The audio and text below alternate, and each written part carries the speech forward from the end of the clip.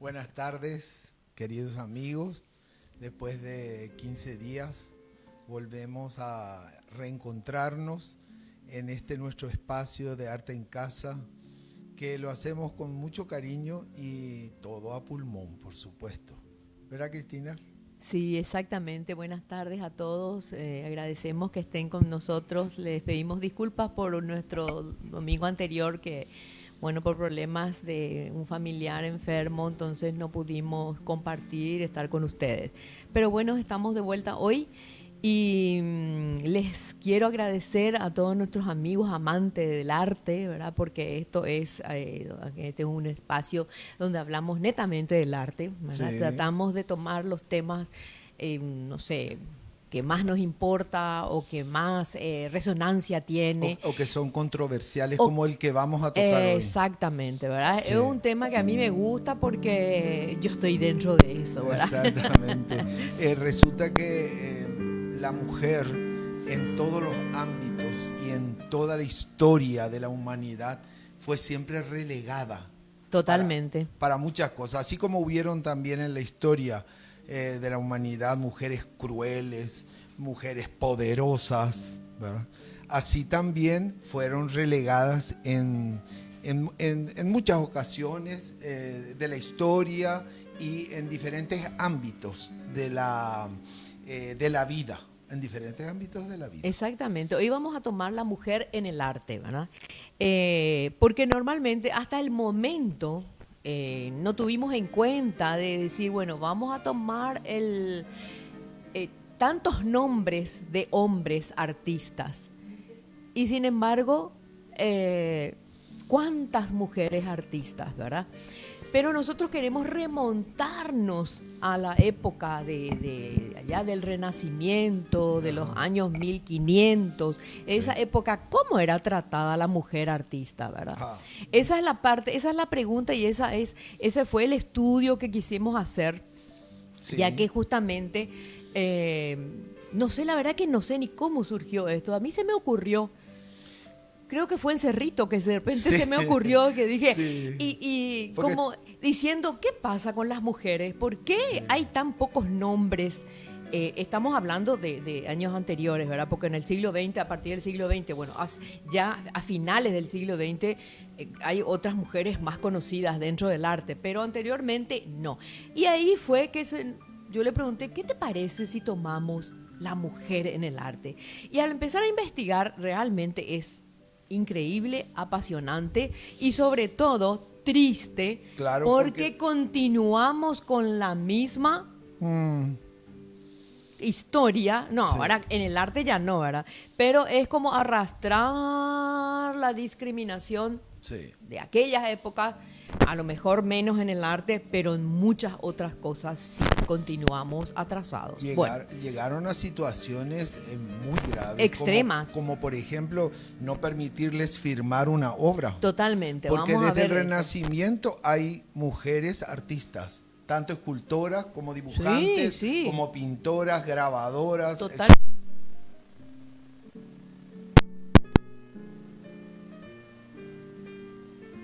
estaban Por a todos ejemplo, los... el Museo del Prado hace justamente 4 años empezó Ajá. con décadas de atraso, como dice, ¿verdad? Con el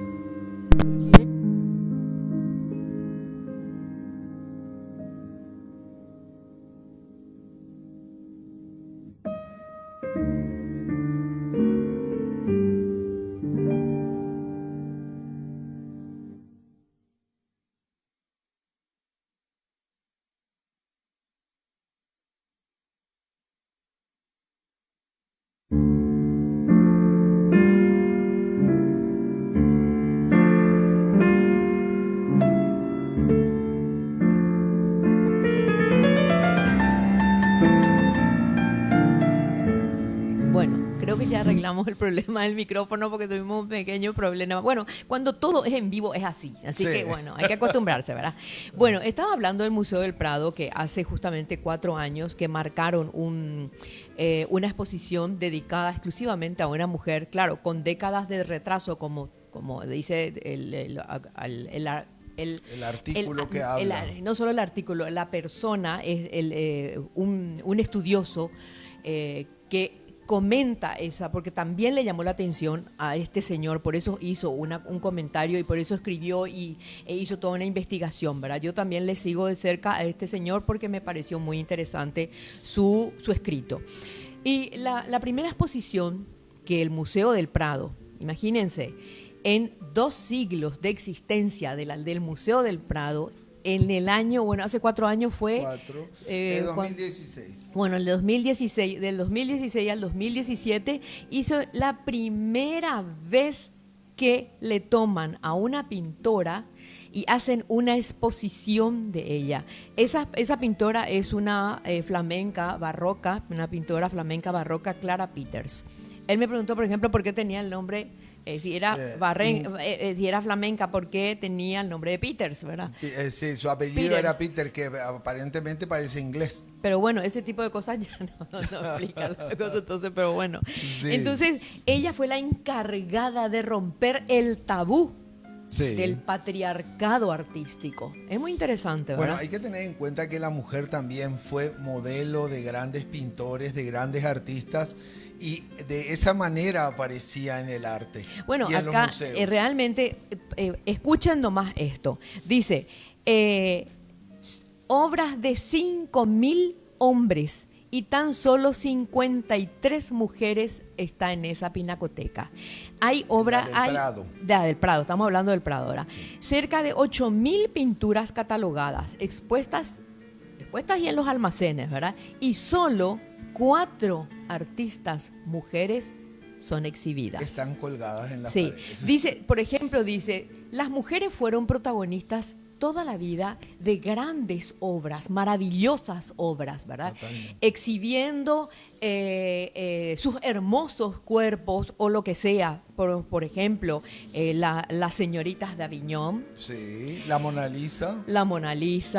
Las majas. Las majas de Goya, desnuda o vestida, como la vestida. Las famosas Venus, las bailarinas de Degas y las prostitutas de Toulouse-Lautrec. Sin embargo, no hay obras de mujeres colgadas, con firmas de mujeres colgadas en los museos, porque no solamente estamos hablando del Museo del Prado, sino yo creo que es la mayoría de los museos europeos, ¿verdad? Sí. A pesar de que, bueno, después yo les voy a contar que también hay un museo en los Estados Unidos, en Washington precisamente, hay un museo de art feminine.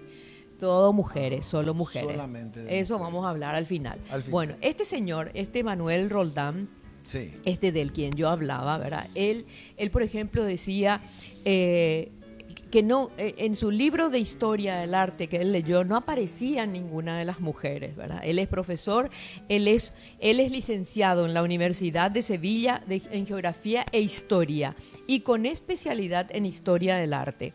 Es profesor de enseñanza secundaria y ha publicado más de 100 artículos en revistas especializadas y también en diarios y ha participado de numerosos programas de televisión local, ¿verdad? Sí. Y bueno, él fue el que inició ese estudio sobre las mujeres en el arte. ¿Qué es lo que pasó? ¿Qué es, verdad?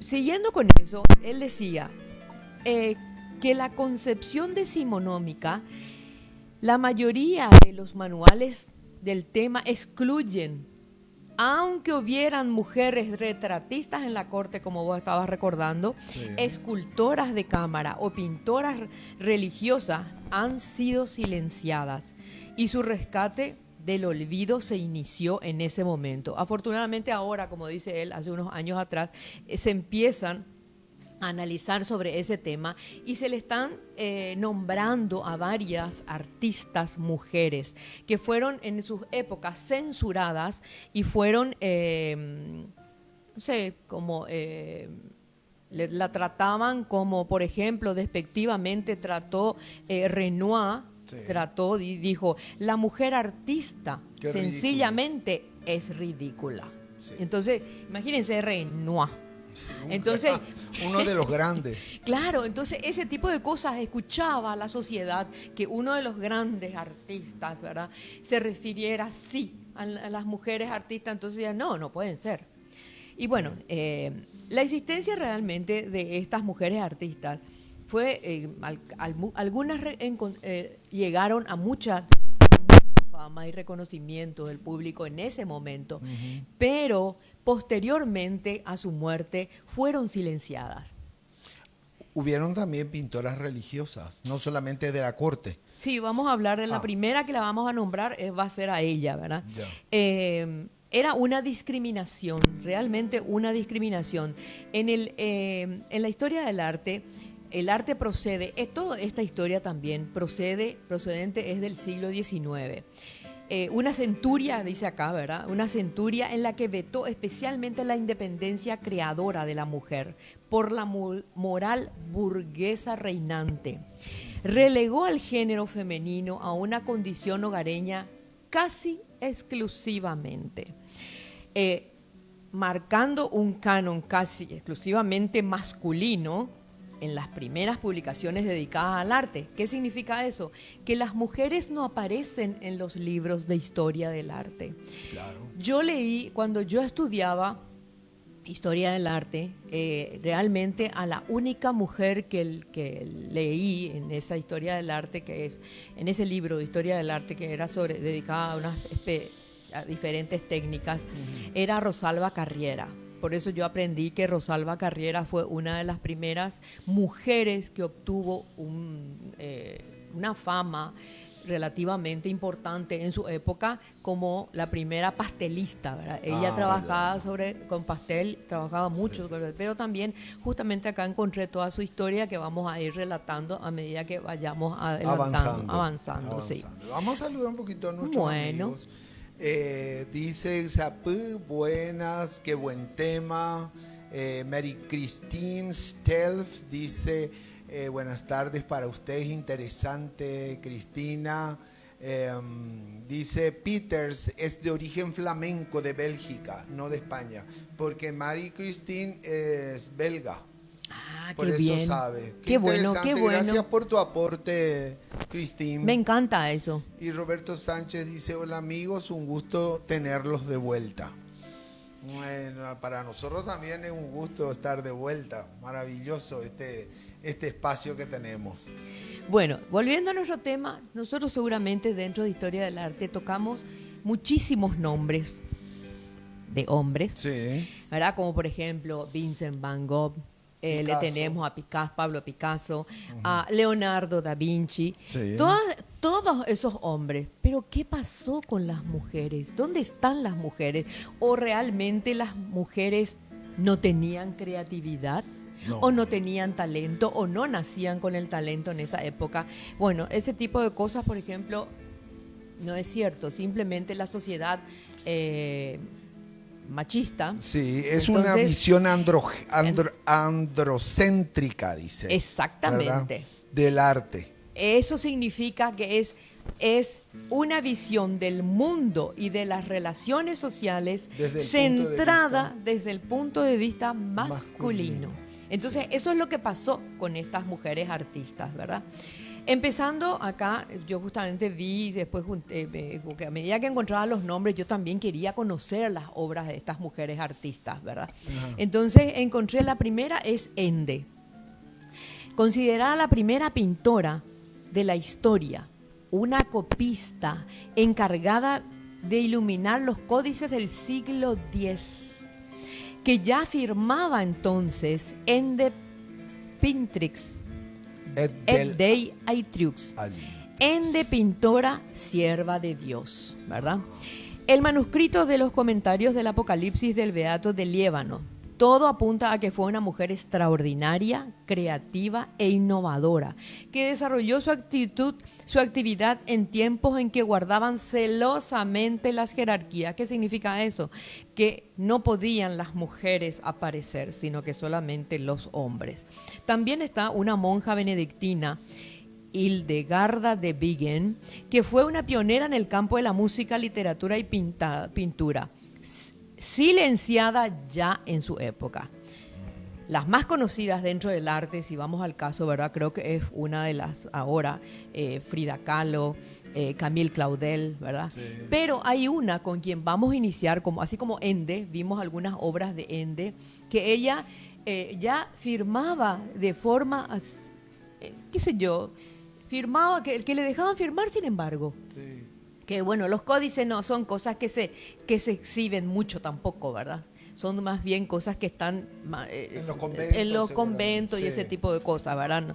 No sé si en algunos museos creo que ya están también ahora a esta altura, ¿verdad? Uh-huh. Pero le tenemos, por ejemplo, a Sofonisba Anguissola. Sofonisba Anguissola sí, fue una de las pintoras, figuras clave del Renacimiento italiano, nacida en una familia relativamente pobre, ¿verdad? Pero noble. Su padre se aseguró de que ellas, porque eran todas mujeres, tuvieran una buena educación y que también estudiaran bellas artes. Que las bellas artes estuvieran dentro de su educación, ¿verdad? Sí. Dentro de su educación. Esto incluyó que ella llegó a ser aprendiz de varios pintores locales, cosa que no se estilaba en ese momento, pero que sentó precedente para sí, otras futuras artistas o exacto, mujeres que podían también participar en un taller, porque eso de ser un ayudante de un artista en esa época solamente podía ser si uno de los familiares tenía un taller o si era artista. Claro. Pero ella no tenía ningún familiar artista, sin embargo, ella pudo participar de esos talleres. Llamó la atención de Miguel Ángel Buonarroti. Totalmente. Una cosa extraordinaria para ese momento, que era el máximo exponente de la pintura. Claro, convengamos que según la historia dice que nunca pudo estudiar anatomía o dibujar modelos. Porque no le permitían. Porque eso era vulgar para una mujer. Exacto. Entonces no accedía a eso, ¿verdad? Pero aún así logró tener una carrera exitosa, logró hacer buenos trabajos. Vamos a ir viendo después los trabajos que ellas fueron maravillosos. Esto que estamos viendo, por ejemplo, es de Ende. Estos son los códices que Ende iluminaba, ¿verdad? Estos son los de Ende. La primera, que fue, ella trabajaba en conventos, y Ende, pintora y sierva de Dios. Eso es lo que se encontraba. Pero Sofonisba, a los 14 años, la artista desarrolló sus habilidades como retratista oficial de la corte de Felipe II de España, además de producir muchísimos retratos íntimos de la nobleza. Sus pinturas son conocidas por captar el espíritu y la personalidad de los retratados.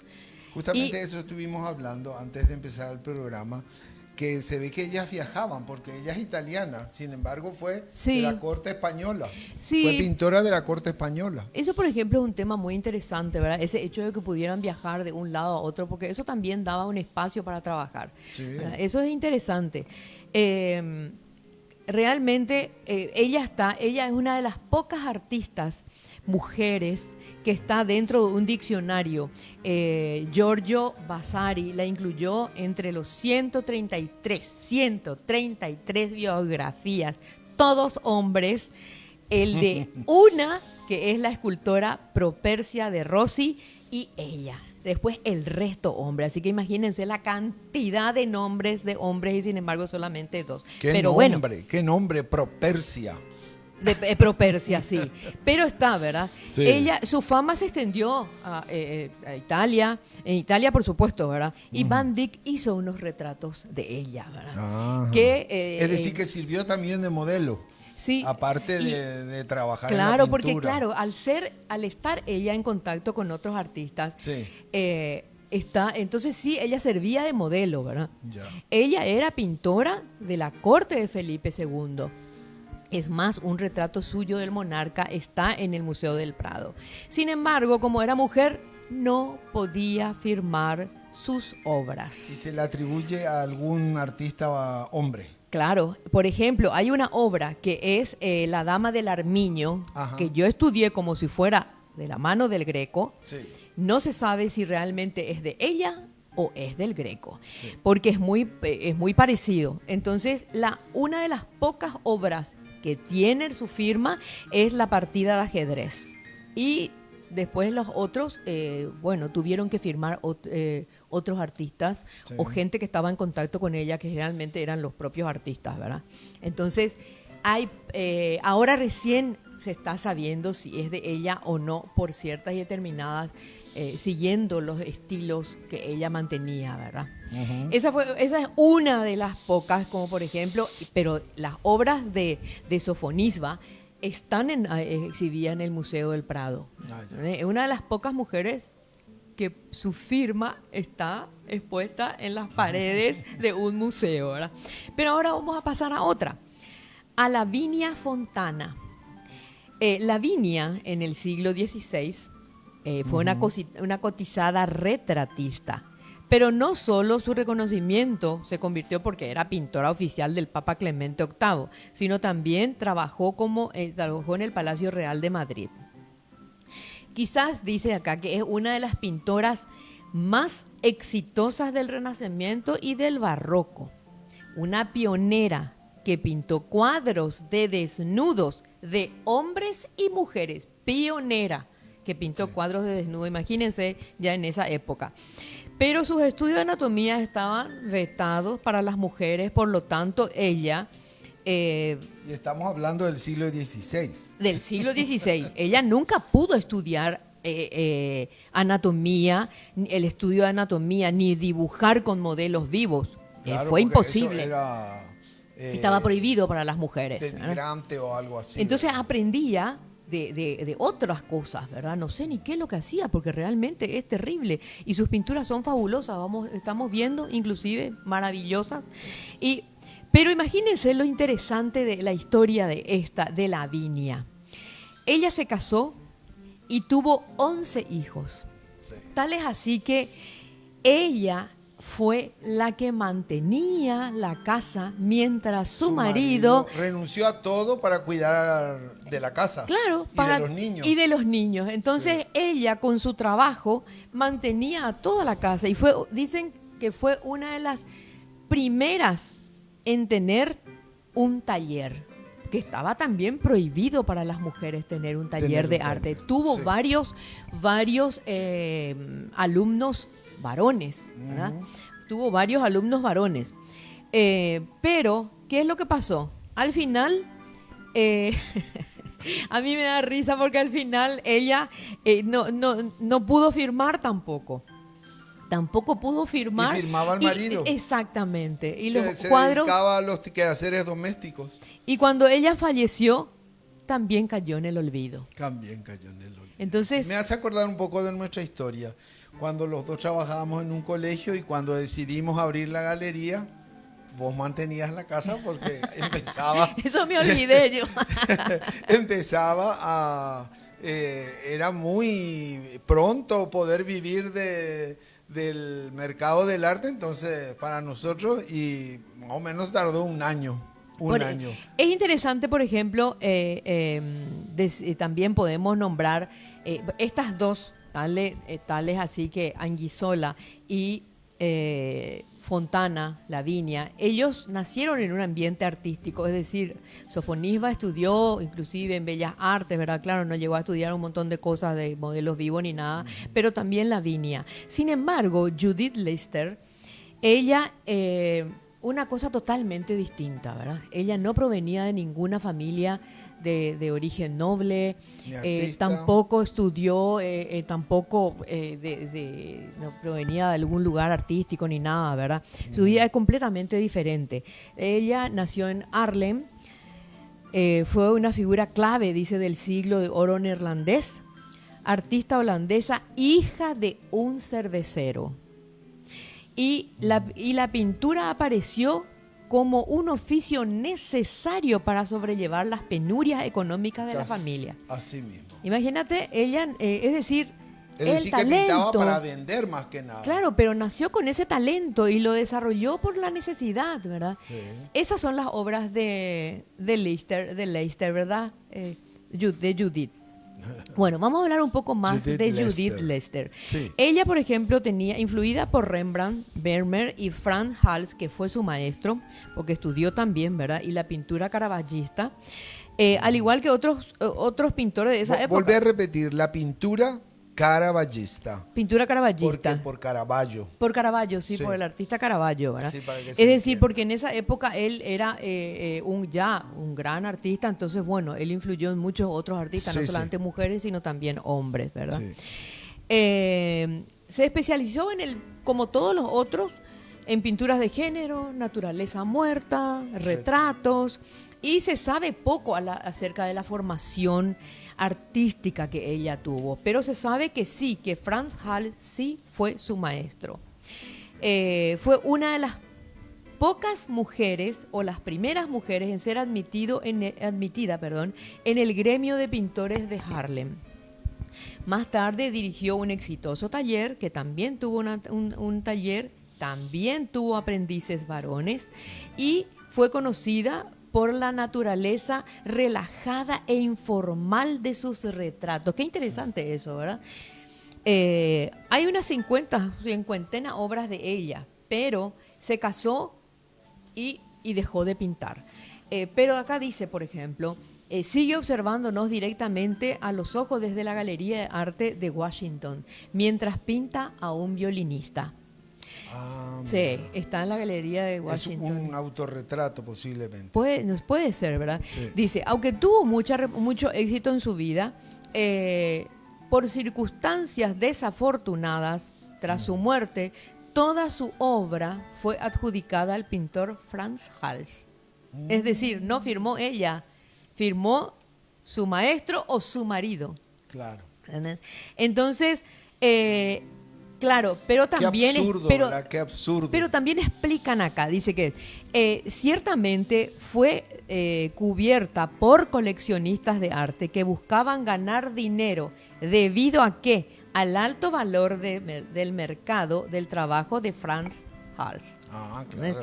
Entonces, como se vendía mucho el trabajo de su maestro, claro, entonces relacionaron directamente y borraron la firma de Judith para pintar para poner el nombre de Frans Hals. Estampar la firma. Claro, recién a finales del siglo XIX, los académicos comenzaron a apreciar de nuevo la habilidad de Leicester sí, como artista.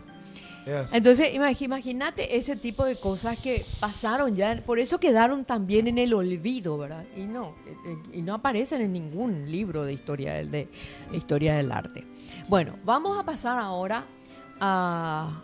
No sé si querés saludar a alguien. Sí, habla Cita Carolina Olmedo, dice no solo en el arte, sí. Al comienzo ya dijimos eso, la cita. Sí, porque es cierto, continuamos con eso. Sí, no, continuamos ahora, pero es en la política, es en la ciencia, en muchas cosas, en el deporte. La mujer está siempre queriéndosele poner en segundo plano. Sí, en el arte es poco más abierto, estamos, ¿verdad? Sí, hay muchas mujeres artistas ahora, por suerte. Bueno, ahora vamos a Artemisia Gentileschi. Uh-huh. Artemisia fue del Renacimiento barroco, de los años 1500 también, una pintora que llegó a gozar también de una notable consideración en Italia, aunque su fama decreció tras su muerte, la misma historia. Ella tiene una historia un poco triste y difícil, ¿verdad?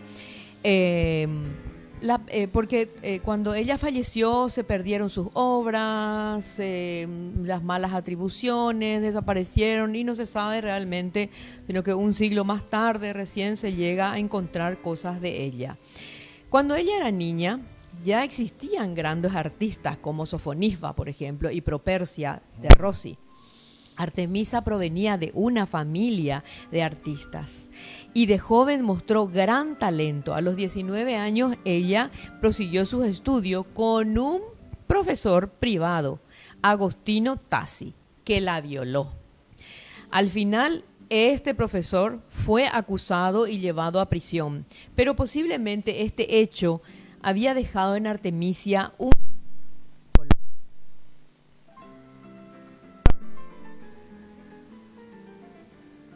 pintora de su tiempo, y su obra tiene influencias de Anguissola y también de Caravaggio. Sí. Sí. Pero ella termina en un manicomio. No, acá sigue, ¿verdad? Sí, vamos a ver. Sí. Fue la primera mujer también admitida en una academia de diseño florentina, lugar donde consiguió el mecenazgo de los Medici. Porque tenía talento, ¿verdad? Sí, que era tenía talentosa. talento. En la Galería de los Uffizi muestra una de sus obras. Hay una clara influencia caravagista también, ¿verdad? Hay una obra muy conocida de ella, más reconocida, claro, después de que se la descubre, ¿verdad? Sí. Judith decapitando a Holofernes. Recién estuvimos viendo. Sí, en ella Ahí se está, representa, Judith ahí está. En ella se representa en los rasgos de Judith y se venga de su preceptor artístico y agresor sexual Agostino Tassi, retratándolo como Holofernes. Ella la llevó a juicio por violación, y aunque fue arrestado y desterrado, ella sufrió torturas y un humillante examen ginecológico para demostrar su inocencia. Sí. Es para muchos la primera pintora feminista de la historia. En el año 2001, Roma le ha dedicado una gran exposición.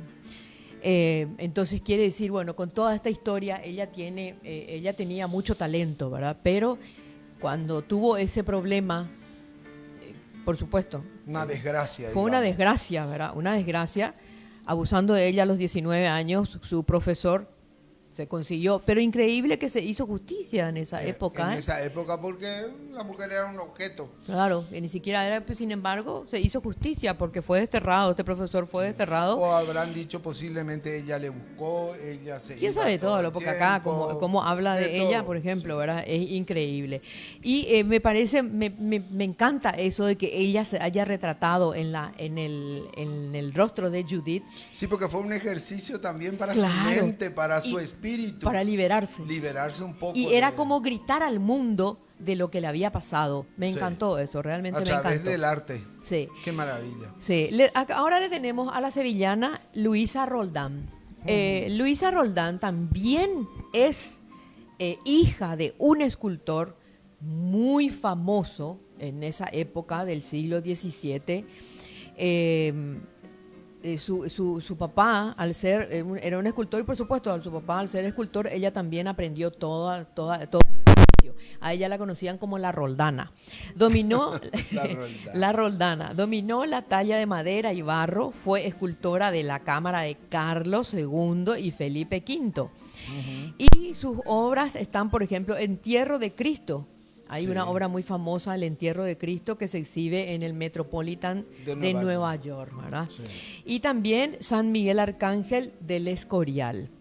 Pero a pesar de su profusa actividad, pasó muchas dificultades económicas, y a su muerte su nombre cayó también en el olvido.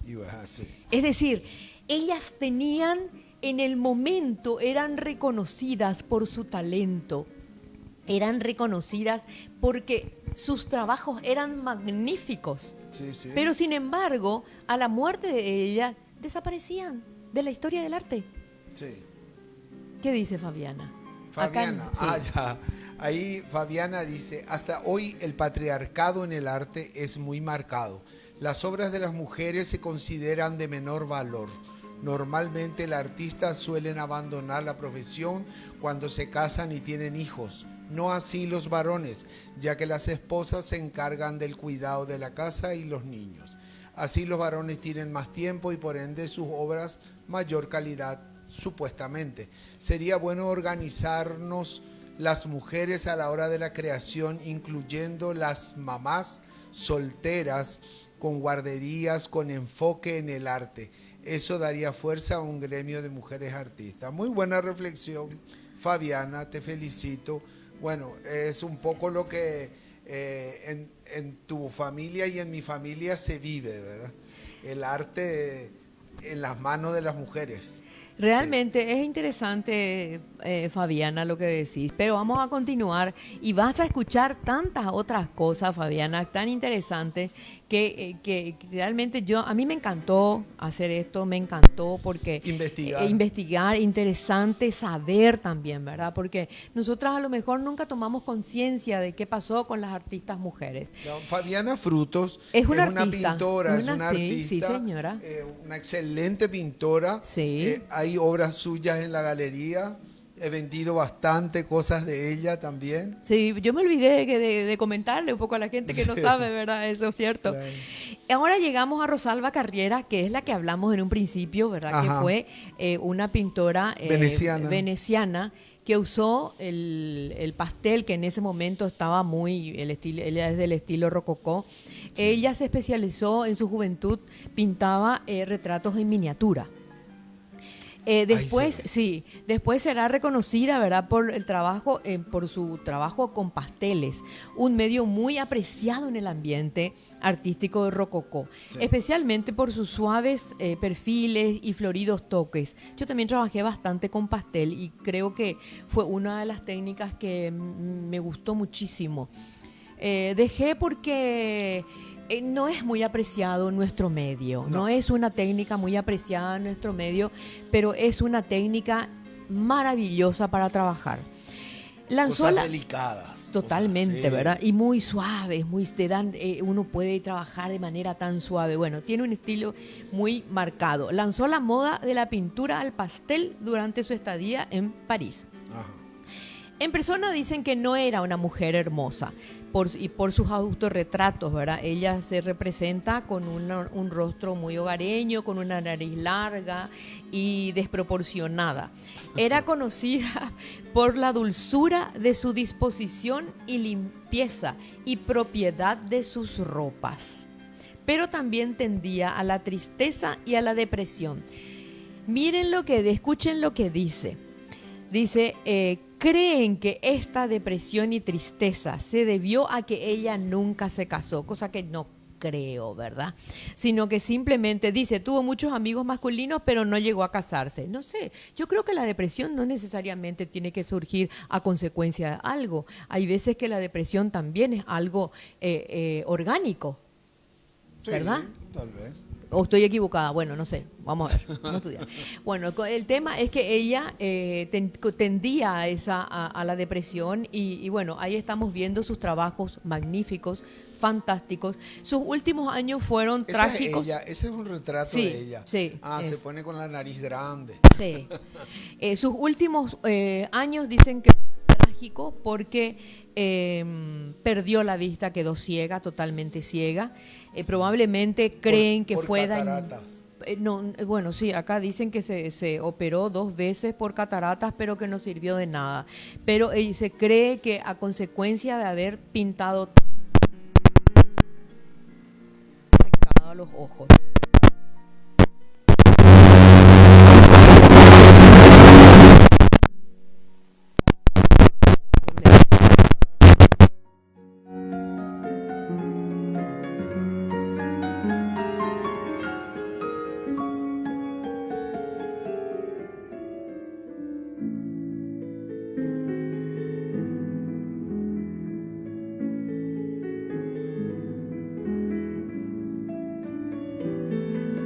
Ahora creo que volvemos, estamos con problemas de audio, no sabemos qué le pasa porque de repente se va y nos quedamos hablando sin sonido.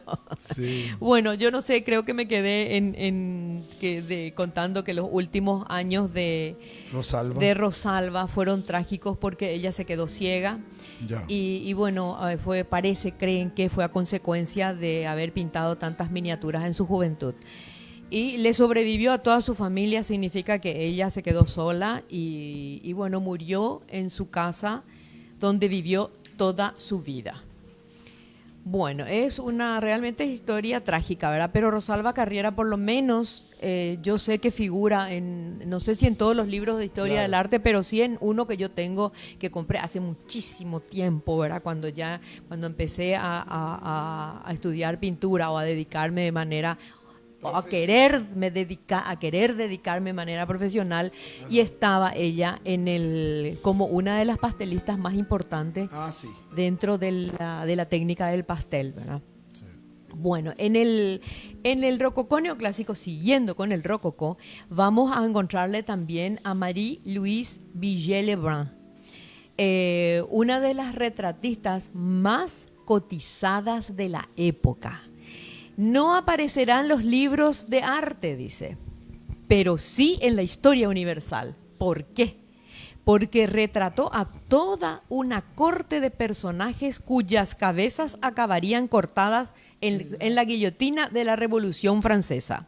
Así es. Pintó, por ejemplo, a Lord Béron y María Antonieta hasta en 35 ocasiones. Su primer retrato lo hizo cuando solo tenía 23 años.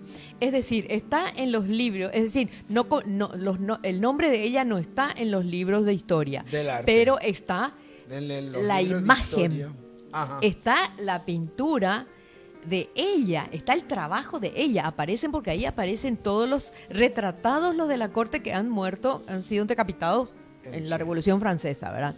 Pero su nombre, por ejemplo, en el libro de Historia del Arte no aparece. Ella conocida por los retratos de María Antonieta y de la familia de la Catalina la Grande.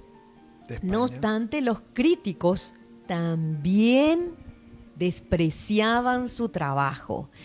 Y cuando quiso entrar a la Academia Real de Pintura, al principio fue rechazada porque ella tenía como marido un comerciante de arte. Entonces no fue admitida por ese tema. Su estilo está basado en colores pasteles, estamos viendo, ¿verdad? Basado en colores pasteles. Qué bien pintaba el ropaje. Sí, muy típico del rococó en ese momento, y el pastel también, ¿verdad? No solo el color, sino también la técnica, pero también las formas escultóricas, y el ropaje era de la antigua Grecia y Roma. Su trabajo es parecido a lo de Rosalba Carriera. Es parecido. Dicen que produjo más de 100 retratos y también paisajes de pinturas, ¿verdad? A lo largo de su carrera. Qué maestría, la perfección. Mirá el brillo que tiene. El brillo de la ropa, ¿verdad? Sí. Fue hija de un pintor. Fue hija de un pintor. Mirá lo que es esa cinta de seda que tiene en el corsage. Sí, no, y mira el encaje. Mira la transparencia y el encaje que tenía. Increíble. Dicen que fue hija de un pintor y fue entrenada por su padre a temprana edad. Es decir, siempre tuvo talento y bueno, su papá le ayudó, ¿verdad? Y desde la adolescencia dio un gran salto, dice, porque al ser retratista de María Antonieta, por supuesto, era contratada por todos lados, ¿verdad? Y más tarde se le concedió el ingreso a numerosas academias de arte, pero gracias a que fue retratista de María Antonieta. Claro. ¿Verdad? Y bueno, sus pinturas tienen todo ese estilo rococó, teatral, ¿verdad? De todos esos colores pasteles. Y Lebrun tenía una habilidad importante que vale la pena tomar en cuenta esto. Dice que tenía una habilidad importante de hacer que sus modelos aparezcan relajados y resultando retratos vivaces que carecían de rigidez. Y la desenvoltura de sus retratos, ese estilo así de retratos tan desenvueltos y tan libres, relajados, fue toda una revolución en esa época, ¿verdad? Donde toda la sociedad era retratada de forma muy formal. Y rígida. Sin embargo, ella tenía una habilidad especial de que sus retratados, claro, se relajen y las pueda captar de una manera suelta, que no pasaba con otros, ¿verdad? Bueno, por eso también fue muy cotizada en esa época. Ahí dice Isapé Duarte, dice fascinante el programa, me encanta, muchas gracias. Gracias también. Qué maravilla que les guste. Eso sí. es lo bueno, ¿verdad? Que les guste.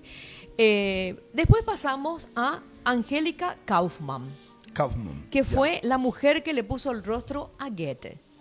Ah, mira, qué maravilla. Una pintora suiza que alcanzó gran fama en el siglo XVIII, sí. Oriunda de Austria, de donde era su familia. Su padre era un pobre y mediocre pintor, pero por lo visto, aparentemente fue muy bueno enseñando a su hija dentro de esta técnica y a su precoz hija inclusive, dice, ¿verdad? Esta pronto aprendió varios idiomas. Quiere decir que no era una chica que solo pintaba, sino que leía muchísimo y aprendió varios idiomas, ¿verdad? Era una persona muy inteligente. Y también tenía mucho talento para la música, pero se destacó en la pintura. Sí. Tal es así que a los 12 años, ella ya su fama fue tanto que llegó, que atrajo a obispos y nobles quienes posaron para ella. Imagínate a una chica de 12 años que esté pintando ya a esa altura, la verdad que mucho talento, ¿verdad? Sí. Pero bueno, el misógino siglo XIX, donde hay nombres de muchísimas mujeres que quedaron en el olvido, por ejemplo, Berthe Morisot, Marie Cassatt, Marie Bracquemond, fueron mujeres de alto nivel, sí. Muy importante, ¿verdad?, dentro del impresionismo. Igual que la escultora Camille Claudel. Pero muchas otras, por ejemplo, formaron también dentro del grupo, fueron conocidas dentro de los impresionistas. Viste que los impresionistas formaban un grupo y trabajaban juntos los hombres. Todos hombres. Eran todos hombres. Pero dentro de este equipo también estaban 4 mujeres, como por ejemplo Marie Cassatt, Marie Bracquemond, Eva González y Berthe Morisot. Ahora, por ejemplo, vamos a hablar sobre Berthe Morisot, porque ella tuvo que pelear de entrada y permanentemente para ser reconocida como una pintora. No es que, estaba en el equipo de los impresionistas y era igual al resto. No, siempre le tenían como relegada y ella tenía que luchar por mantener y por demostrar de que sí tenía talento y que era buena igual que ellos. Exacto. Su pincelada es rápida y visible y demuestra mucho interés. Morisot, sí. Y demuestra mucho interés por los niños, por las mujeres y las escenas domésticas. Ahí podemos ver, por ejemplo, ves las pinceladas, te fijas cómo las pinceladas son rápidas y visibles. No es, por ejemplo, no están soslayadas. Ahí se nota que tenía una mano muy rápida, ligera, ¿verdad? Que es lo que le llamaba más la atención en su trabajo. Morisot realmente era sobrina nieta, aparte de haber sido nacida en una familia aristocrática francesa, era sobrina nieta del célebre pintor rococó Jean-Honoré Fragonard. Entonces, es decir, tenía toda una trayectoria que le avalaba a ella, ¿verdad? Inicialmente expuso su trabajo en el Salón de París, donde a muchos les costó entrar. Sin embargo, ella expuso su trabajo ahí. Tuvo una relación muy particular y muy cercana con Edouard Manet, quien le retrató varias veces. Pero al final se casó con su hermano Eugène Manet, es decir, el hermano de Edouard, ¿verdad? La mayor parte de sus obras son escenas domésticas, en pequeñas escalas, dice, ¿verdad? Que no, es decir, quiere decir que ella no pintaba grandes obras, sino pintaban cosas pequeñas. Y sus técnicas especializadas eran pasteles, acuarela, carboncillo. Su estilo ligero, fíjate cómo es realmente ligero, podemos notar. Y era muy criticado porque era demasiado femenino. Sí, en los tonos o la forma en que ella representaba así su estilo ligero y aireado, era criticado porque decían muy femenino, pero de manera despectiva. No es que estaban alabando, sí, es dentro de su género. No, de manera despectiva. Ella luchaba por ser tomada en serio como una pintora. Y escribió algo que quiero leer. Sí. No creo que haya habido nunca un hombre que haya tratado a una mujer como su igual, y eso es todo lo que yo pido, porque sé que valgo tanto como ellos. Eso escribió ella en su diario. Qué Sí, interesante, ¿verdad? en su Es decir, diario. peleó desde el inicio de su carrera bueno, qué suerte que dejó escrito algo, ¿verdad? Que no es y bueno, ella también no es. Es la primera vez que estoy leyendo sobre ella. ¿Eh? Te cuento que yo no he leído nunca sobre ella. De Mary Cassatt, me acuerdo que leí alguna vez esta pintora estadounidense, que sí me suena su nombre, ¿verdad? Sin embargo, no la de Berthe Morisot. Mary Cassatt dice que pasó toda su vida adulta en Francia, y eso le ayudó también a estar con el grupo de los impresionistas. Ella está dentro de los impresionistas, ¿verdad? Fue una de las integrantes que luchó para estar dentro de los impresionistas. Nació de una familia acomodada también a principios nadie estuvo de acuerdo, sus familiares, sus padres, no les gustó mucho el deseo de convertirse en artista, pero ella luchó y bueno, se fue a la escuela de arte y se frustró y dejó pronto porque no le gustaba la forma, el trato distinto que recibían las mujeres estudiantes. Así que yo creo que este tema da para dos programas, porque estamos ya casi al final. Sí, sí.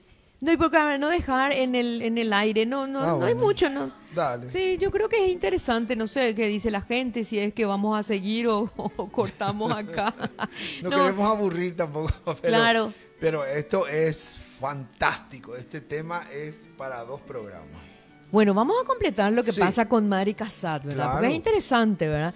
Ella dejó la escuela de arte porque porque no le gustaba la forma la forma distinta en que le trataban a las mujeres que se iban a estudiar. Sí. Entonces, pudo practicar con modelos vivos y tenía que dibujar, no podía practicar con modelos vivos, tenía que dibujar con figuras de yeso. Sí. Es decir, los estudiantes hombres podían trabajar con modelos vivos y las estudiantes mujeres no podían trabajar con modelos vivos. Entonces tenían que con figuras de yeso. Eso no le gustó y por eso dejó. Se mudó a París y a los 22 años trabajó como aprendiz en un taller y en sus tiempos libres se iba al Museo del Louvre para copiar pinturas. Pinturas famosas. Entonces ella se sentaba y esa fue su escuela. Esas obras fueron sus maestros. Y su carrera por supuesto, despegó. claro, ya había despegado su carrera cuando se unió a los impresionistas, ¿verdad? Forjó una buena amistad con Degas y bueno, ella utilizó también los pasteles para producir piezas suaves, ligeras, y siempre les representaba a las mujeres como cuidadoras. Luchó muchísimo por la igualdad para las mujeres, incluso participó en una exposición de apoyo al sufragio femenino. Ah, sí. Al sufragio femenino. Mira, ahí dice, Christine dice, estuve en una exposición en el Museo de Orsay en junio, increíble. Mira qué bueno. En el 2019, en junio del 2019. Qué bueno. Sí, Villiers impresionante Lebrun. Morisot, dice. Y Villiers Lebrun también, qué bueno, me encanta. Y sí, la verdad que como iniciamos decía, ¿verdad? Que desde un principio, décadas más tarde, empezaron a tomar en cuenta las obras de las artistas mujeres, ¿verdad?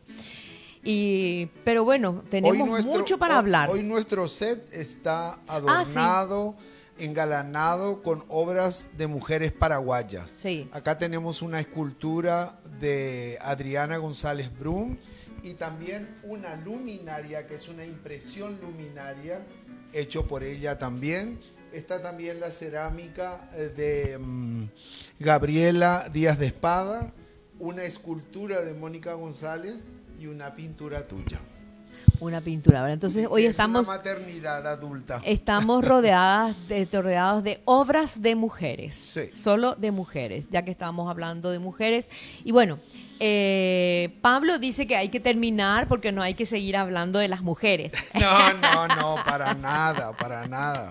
Al contrario, yo soy lo más pro femenino. Bueno, pero también no queremos aburrir, es cierto, no queremos aburrir. Tenemos mucho todavía de qué hablar. Hay varias artistas interesantes, ¿verdad? Yo no sé si dejamos para otra oportunidad porque... Dejemos porque tenemos cosas, llegar a la actualidad y también nuestras artistas mujeres paraguayas de las cuales tenemos que hablar. Sí, porque dentro de esto solamente estamos tocando, nos remontamos más a la historia, Sí. ¿verdad? Yo no sé si hacemos una última parte, como por ejemplo, si estamos en... sí, recién hablamos de Mary Cassatt y le tenemos, ¿y por qué nos dejamos cuando lleguemos al siglo XX? Entonces ahí paramos. Bueno, ¿cómo no? Entonces vamos a hablar de Marie Bracquemond, que fue una de las mujeres del impresionismo, estuvo en el grupo del impresionismo, vivió en París, estudió desde muy joven, estudió dibujo inspirado en las obras del pintor francés Dominique Ingres y fue admitida también en el Salón de París, donde presentó sus pinturas. Ella es del año 1840 y murió en el año 1916. Ahí tenemos autorretratos de ella, de Marie Bracquemond. Son todas mujeres que estuvieron dentro del grupo de los impresionistas, ¿verdad? Gracias, Isapuy, nunca aburren, dice al contrario, un gusto siempre escucharle. Muchas gracias, Isapuy, me encanta. Y ahora vamos a tocar a una escultora. Dicen que fue una de las escultoras más brillantes del siglo XIX, Camille Claudel. Una historia muy triste. Desde su infancia, ella empezó a modelar y a esculpir, siendo su hermano Paul y su sirvienta Helen sus primeros modelos. A los 12 años entró en la Academia Colarossi, una de las pocas escuelas que admitían estudiantes femeninas. Su encuentro con Rodin, de 43 años, y ella de 19 años, no pasó mucho tiempo para que tuvieran una relación que duró 15 años. Había mucha diferencia de edad, pero duró 15 años. Gracias a esta relación, ella aprendió muchísimo también, ¿verdad? Fue muy influenciada en la técnica y la temática de las composiciones. Es decir, Rodin tuvo mucha influencia dentro de del aprendizaje que ella tuvo con la escultura. En el año 1906, ella destruye la mayor parte de sus obras. Y en el año 1913, por orden de su madre y de su hermano, fue internada en un asilo. Y un año después, transferida a un hospital psiquiátrico. Su madre jamás fue a visitarla y rechazó cuando a fines de los años 20 el Consejo de Médicos dijo que ella ya podía regresar a su hogar. Su mamá no aceptó y por supuesto su hermano Paul Claudel, que era embajador y un célebre poeta adinerado, se negó a pagar la pensión hospitalaria. Tal es así que Claudel, Camille falleció creo que 10 años después en el manicomio. Ella murió en el manicomio y fue enterrada en una fosa común. Se pueden imaginar, despreciada hasta por su propia familia, madre y hermano. Exactamente. Entonces, es una historia muy triste, pero sin embargo, ella está catalogada como una de las escultoras más brillantes del siglo XIX. Y bueno, ya vamos a llegar al siglo XX y entonces ahí paramos. Ahora llegamos al siglo XX, Sí. entonces por eso vamos a parar y después vamos a seguir con el siglo XX hablando de las mujeres artistas. El próximo domingo.